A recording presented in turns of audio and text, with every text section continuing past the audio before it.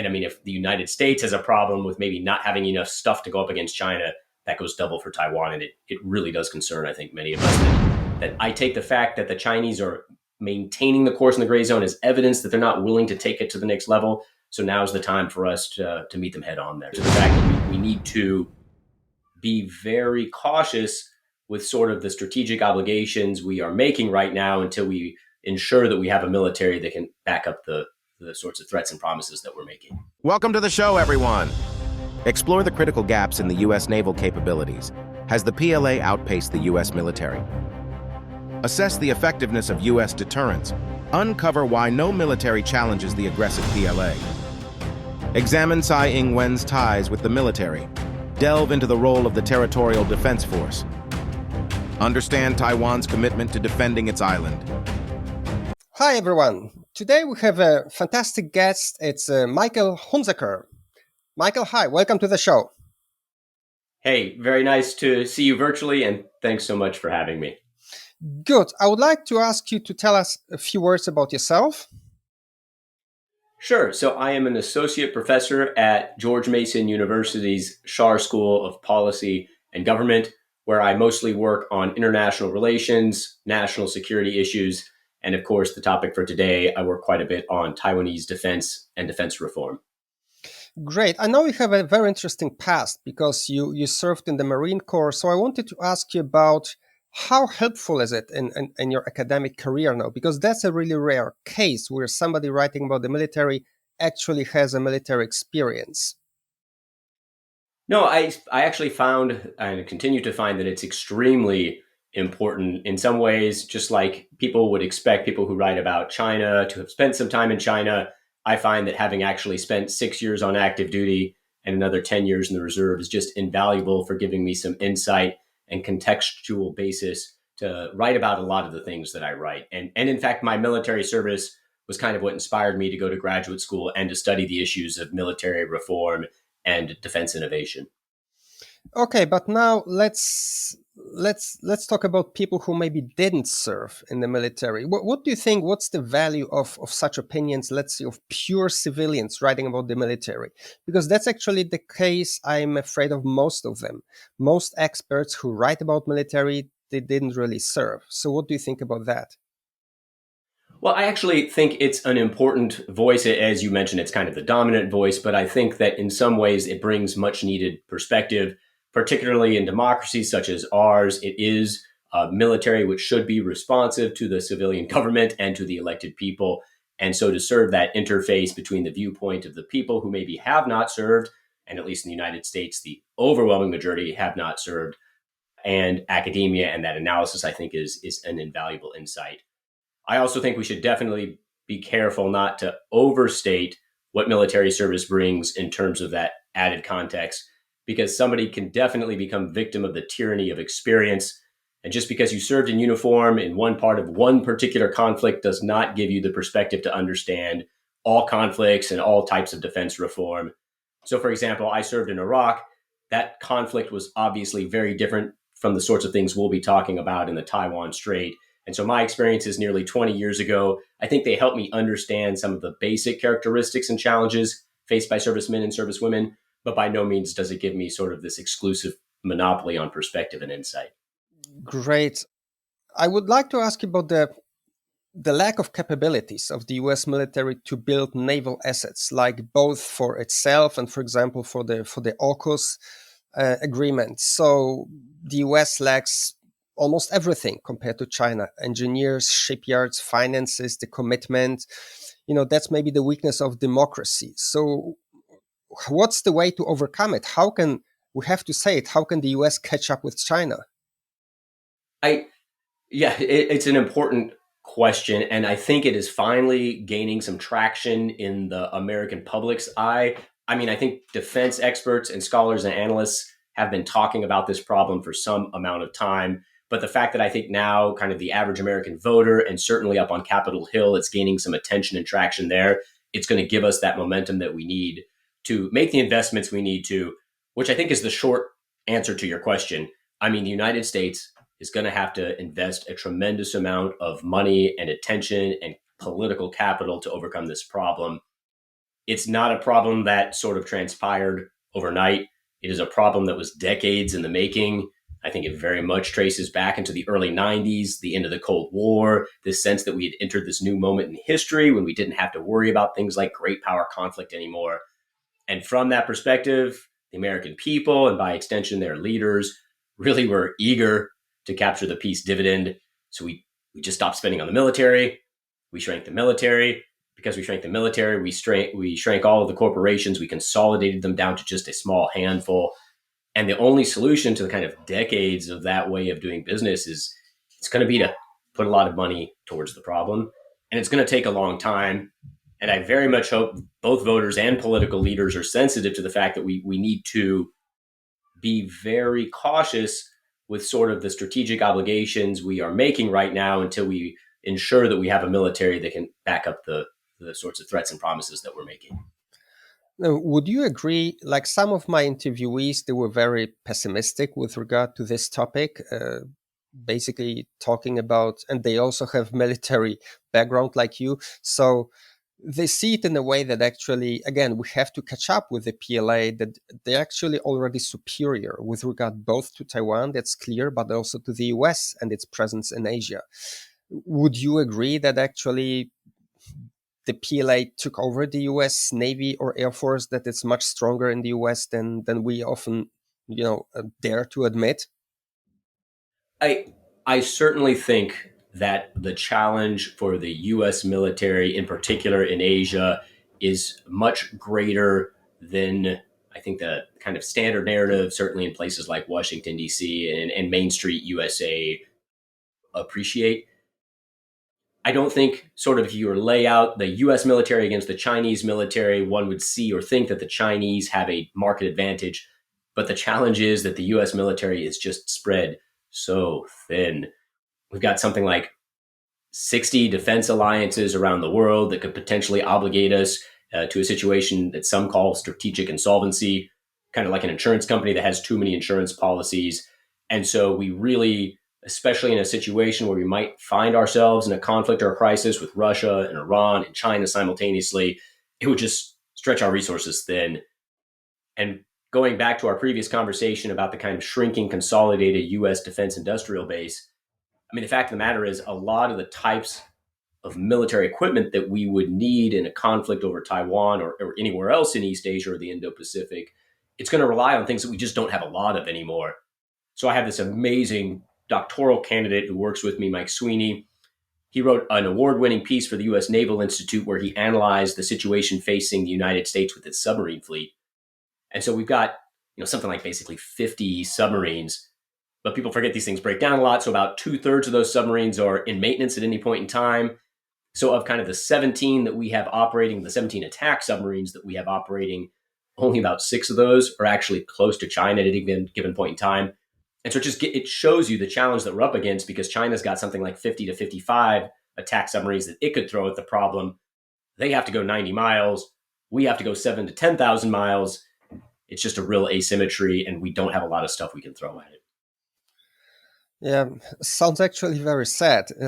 So it also seems you kind of built the bridge to my next question, because it seems that China is challenging the US more and more through proxies, let's say through Russia, Iran in the Middle East, maybe soon Venezuela in Latin America.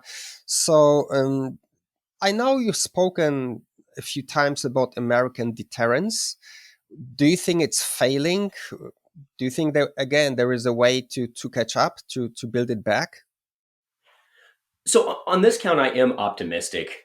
My sense is that I think deterrence has become a bit overwrought, overused in the American discourse, that somehow anytime someone does something that we don't like, it means that American deterrence has failed. But again, the fact of the matter is there is this academic theory or concept of like general deterrence. I don't really buy into it. I think deterrence has to be very tailored and very specific to a particular thing we don't want the adversary to do, a status quo that we want to maintain. And so I guess I look at it a little bit more with the glasses half full. I definitely think we are in a world where adversaries and competitors are challenging us. I think they're testing us. I think they're testing us everywhere that they possibly can. And as we kind of make this shift from America, the hyperpower, the unipolar power, to a world where power is a bit more evenly distributed, or at least consolidated across a small number of great powers, we're going to see more of that. But what I take as the silver lining is that thus far, our competitors have not attempted to challenge us directly over, say, NATO. They haven't attacked Taiwan. They are provoking. They're definitely trying to feel us out. I, however, think that we tend to be a lot more effective in the so-called gray zone than we even give our credit for. I think we need to buckle in. I think we need to be prepared to compete quite intensely in the gray zone. I think we need to be willing to meet them toe-to-toe in the gray zone. But I take the fact that in the cases that matter the most to American power, places like Taiwan and NATO, the fact that Russia and China haven't tried to kind of exceed that threshold of violence and challenge us directly in a conflict, I take that as evidence that deterrence is holding. But like we said, I don't think we should be complacent about it. I think we need to continue to shore up our deterrence posture. And I think a big piece of our deterrence posture is to convince Russia, and Tehran, and Beijing that were they to escalate above that conventional threshold, that they would lose. Here I would have to challenge you a little bit. I've asked this question quite a few of my guests, and they all kind of dodged the answer. So, you know that China's forces are actually challenging both Australian, US, Filipino assets everywhere, on the sea, in the air, with shafts directing lasers, It doesn't really look good. It's both in Asia, in bases in Djibouti, and no one ever reacts. No one, I'm not saying shoots back, but no one really reacts. I know from an F-16 pilot here in Taiwan, whenever they're being aimed, they always are asked to get back to the base. It seems the same with Americans, Australians. So why doesn't anyone challenge the PLA forces? So I would say the deterrence doesn't really work that well. They seem to be always pushing the envelope. Sure, no, you raise a number of good points, and I would agree, especially, and here I would distinguish between, say, Taiwan and the United States. I think our responses should be well integrated, but I don't think they should be identical. By that, I mean, I am concerned that one of the things Taiwan tries to do is it tries to go toe-to-toe with the Chinese. So when the Chinese fly a jet into the air defense identification zone, Taiwan sorties a bunch of jets to respond to that. And China's always going to have the upper hand there. It can essentially wear down the Taiwanese Air Force, wear out the platforms, exhaust the pilots, and still have plenty more aircraft to throw at Taiwan. So I don't think for Taiwan it makes sense. For China in those situations, it's really, I see it as a cost imposition strategy. And on top of that, every time the Taiwanese are scrambling, the Chinese are learning something about Taiwanese methods. That said, I do think the United States should probably be willing to lean a bit more into competing in the gray zone for exactly the reasons you point out.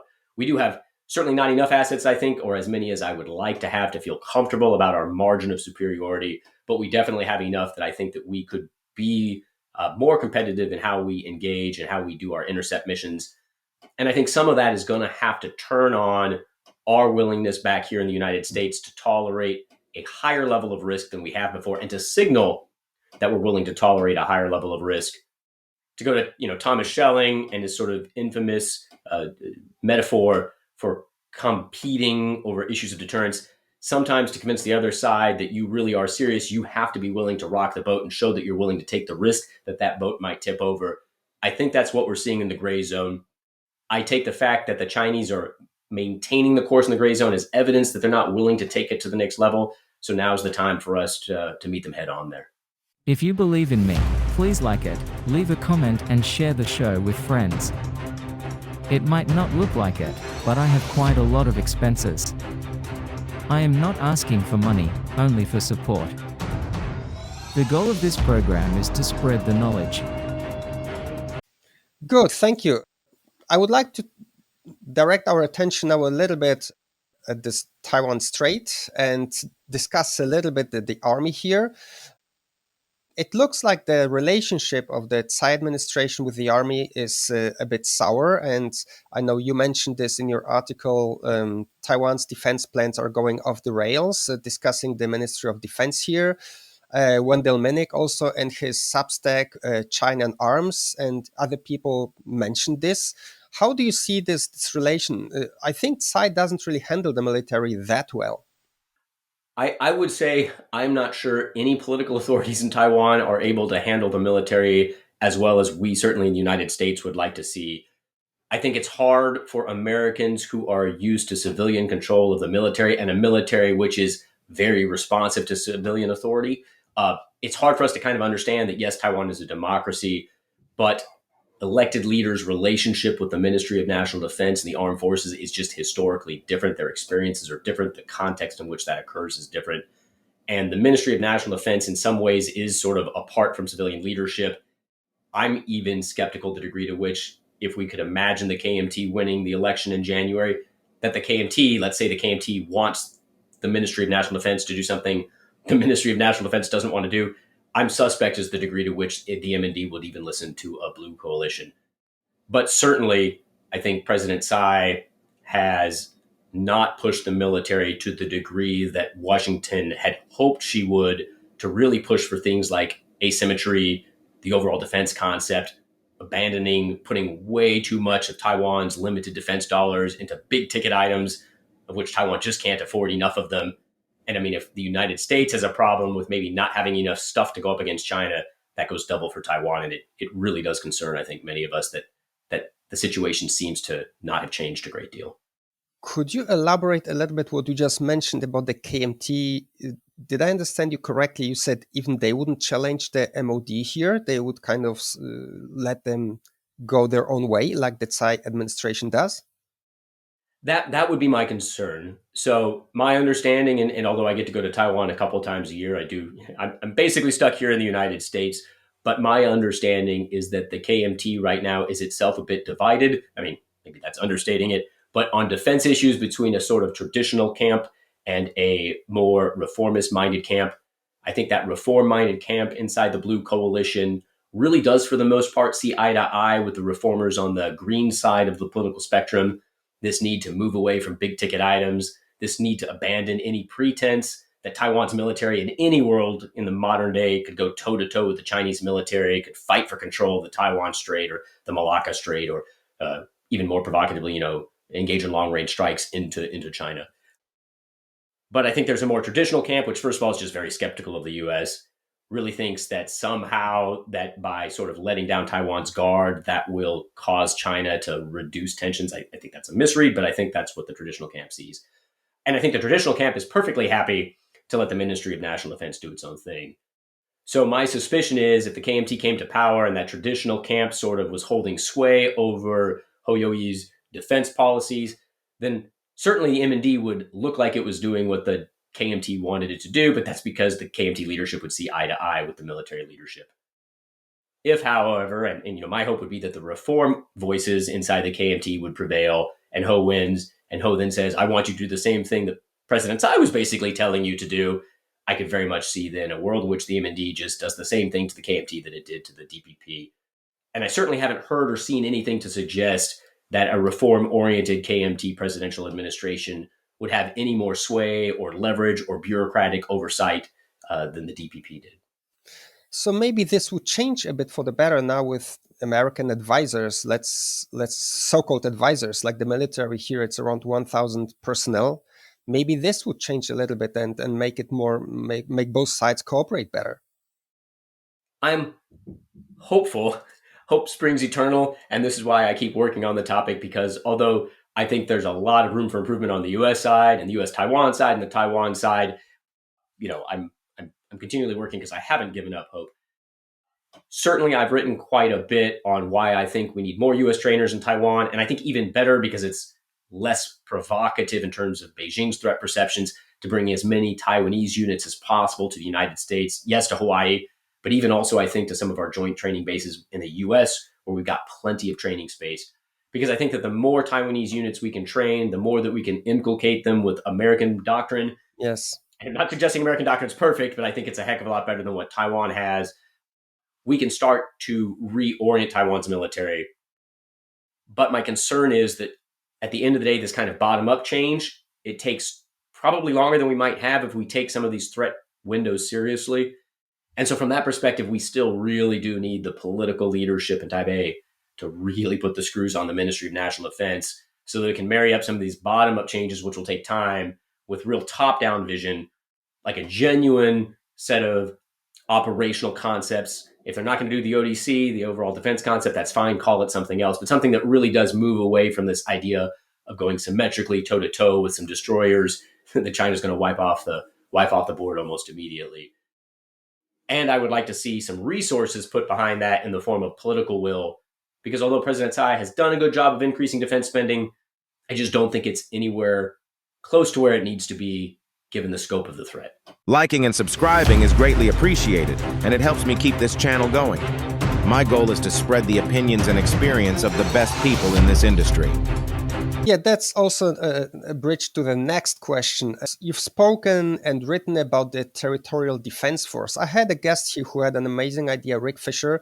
He also was discussing those big ticket items, and he said it would be a great idea if the government bought rifles, lets them store them in police precincts. So all Taiwanese males would go on the weekend on the range, shoot for a few hours, weekend by weekend, and if they had few million rifles, this would raise the bar for the PLA a lot. If they would have few million men who've been shooting the last 1 or 2 years on weekends.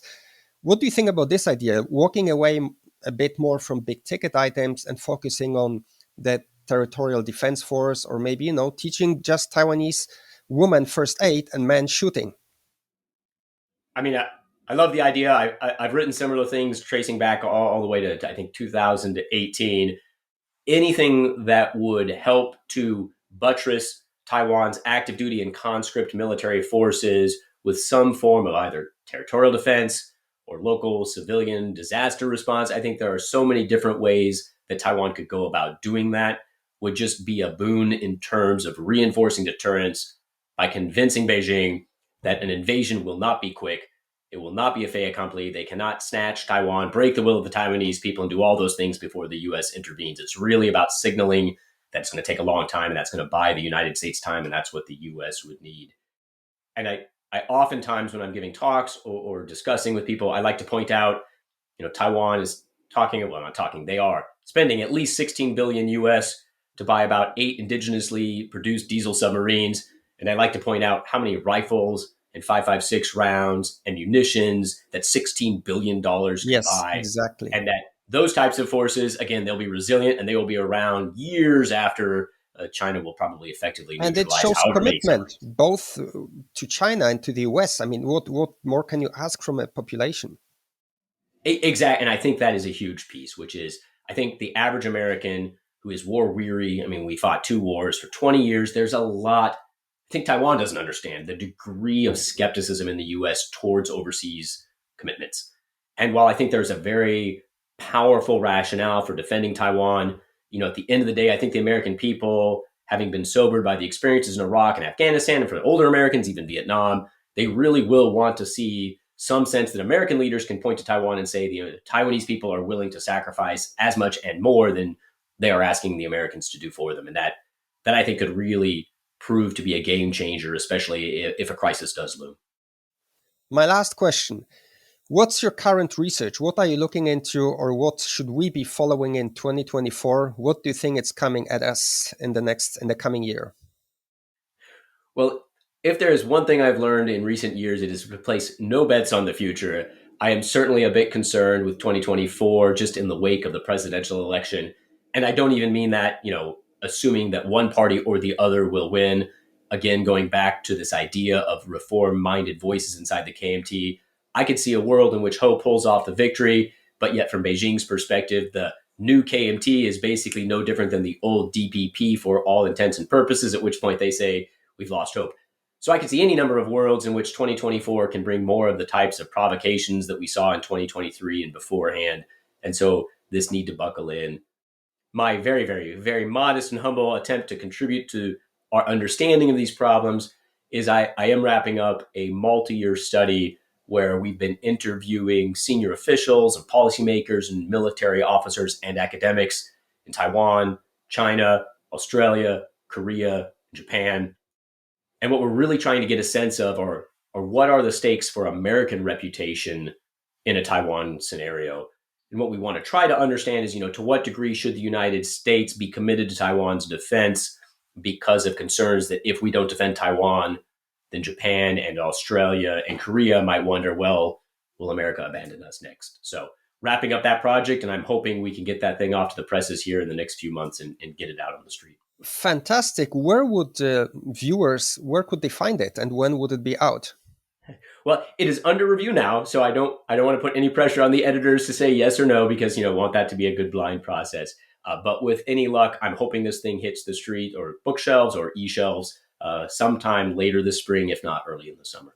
And where? Like, would they have to go to university or a publishing house? Oh, I will. In my very modest social media feed, I will definitely be advertising it. And my hope is that we're going to be able to publish it in a place where people won't have to pay to access it. It will be open access so that, again, we can kind of get our findings out as wide and as fast as we can. One follow-up question, because you just mentioned those interviews. I saw in one of your speeches, you also, I think you were dealing with Eastern Europe, and I saw in one of your presentations, you mentioned interviews with Polish officials and military. Could you please say a few sentences? I was really intrigued by it.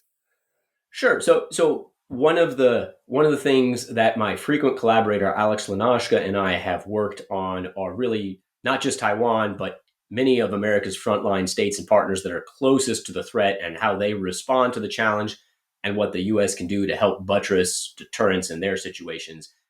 And it's interesting you should mention this because a lot of the ideas for territorial defense that I offer for Taiwan actually came from my study of what Estonia and Poland have been doing with the exact same concepts and this realization that Estonia, I mean, if we think Taiwan's in a tight spot, nothing on Estonia, a military of just a few thousand, but this Estonian Defense League, which has thousands of members that 100% volunteer their time. So the government only has to pay for gear and for munitions and for weapons.